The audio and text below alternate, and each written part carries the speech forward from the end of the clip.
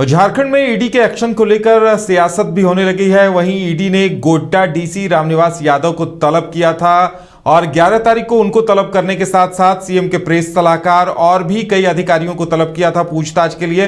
बताया जा रहा था कि जो छापे की कार्रवाई हुई थी उसमें पैसों की बरामदगी हुई थी, कागजात बरामद किए गए थे।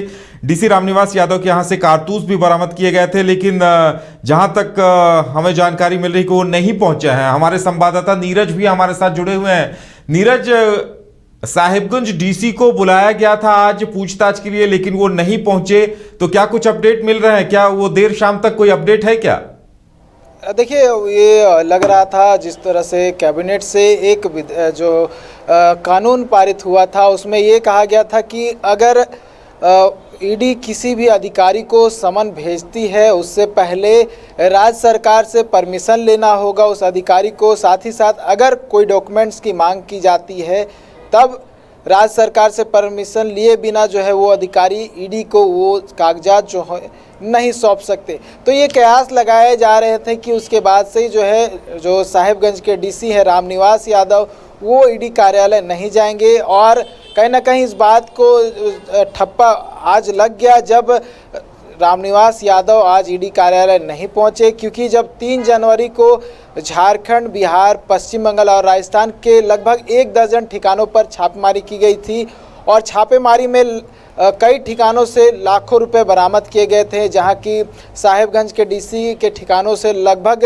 7 लाख रुपए बरामद किए गए थे। वहीं अन्य ठिकानों से लगभग 34 से 35 लाख रुपए बरामद किए गए थे। और उसके बाद से रामनिवास यादव, अभिषेक प्रसाद पिंटू जो कि मुख्यमंत्री हेमंत सोरेन के प्रेस सलाहकार हैं, विनोद सिंह जो कि मुख्यमंत्री हेमंत सोरेन के बेहद करीबी माने जाते हैं, उसके बाद अवधेश सिंह जो कि होटवार जेल में कार्यरत हैं, उसके साथ साथ कई और लोगों को जो है समन जारी किया गया था। और समन जारी करते हुए ईडी कार्यालय में पूछताछ के लिए कहीं ना कहीं बुलाया गया है और अलग अलग जो है तारीख दी गई है। आज रामनिवास यादव जो कि साहिबगंज के डीसी हैं उन्हें आना था, लेकिन आज वो नहीं आए हैं। हालांकि अभी तक किसी प्रकार का जवाब नहीं आया है कि रामनिवास यादव ने अपने नहीं आने का क्या कुछ कारण दिया है। संभवतः कुछ देर बाद या फिर कल हमें इस बात की जो है खबर मिल जाए या जानकारी मिल जाए कि वो उन्होंने आज नहीं आने का क्या कुछ कारण दिया है।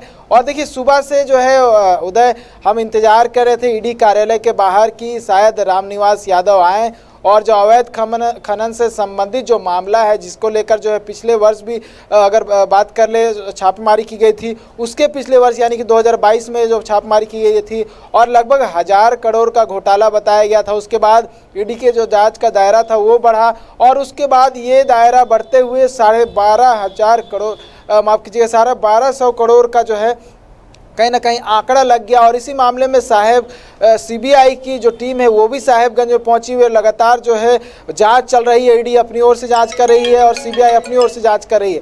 और इसी मामले में 3 जनवरी को जो है छापेमारी की गई थी और कई कागजात भी जो है ईडी के अधिकारियों को मिले थे और रामनिवास यादव के ठिकानों से कुछ कागजात मिले थे जो कहीं कहीं पंकज मिश्रा की ओर संकेत कर रहे थे। और कई पुराने मामले भी थे जिससे कहीं ना कहीं उनका जो कड़ी था जुड़ता हुआ दिख रहा था। और इसी संबंध में उन्हें समन किया गया था और आज बुलाया गया था, लेकिन रामनिवास यादव आज ईडी कार्यालय नहीं पहुंचे। उदय बिल्कुल नीरज, इसके साथ साथ सीएम के प्रेस सलाहकार अभिषेक और पिंटू, इनके साथ साथ जो आर्किटेक्ट हैं विनोद सिंह और हजारीबाग में डीएसपी हैं हजारीबाग के राजेंद्र दुबे, उन्हें भी बुलाया गया था। तो अब सवाल इस बात पर भी है, लगता है कि वो भी नहीं पहुंचेंगे, क्योंकि जिस तरह से शाह-मात का खेल राज्य सरकार और ईडी के बीच चल रहा है।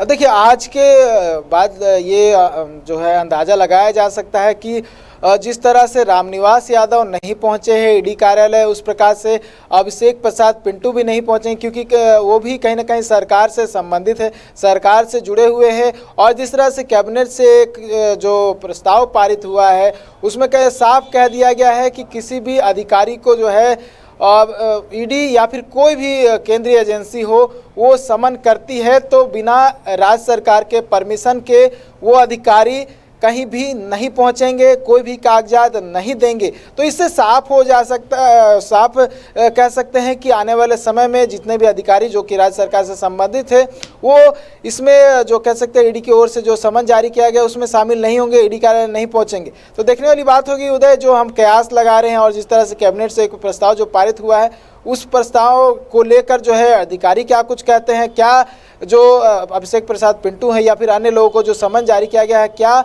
उस समन पे हाजिर होते हैं ईडी कार्यालय। चलिए नीरज, हमारे साथ जुड़ने के लिए और तमाम जानकारी देने के लिए आपका बहुत बहुत धन्यवाद। तो अब नजर इस पर रहेगी कि आगे क्या होता है, क्या ये बाकी जो सीएम के प्रेस सलाहकार या फिर बाकी जो जिन लोगों को समन दिया है वो पहुंचते हैं या नहीं, वो देखने वाली बात होगी। और उसके बाद ईडी क्या एक्शन लेती है इस पे भी हमारी नजरें बनी रहेंगी। तो फिलहाल हमारे साथ इतना ही, हमें दीजिए इजाजत और आप देखते रहिए न्यूज़ 22 को। नमस्कार।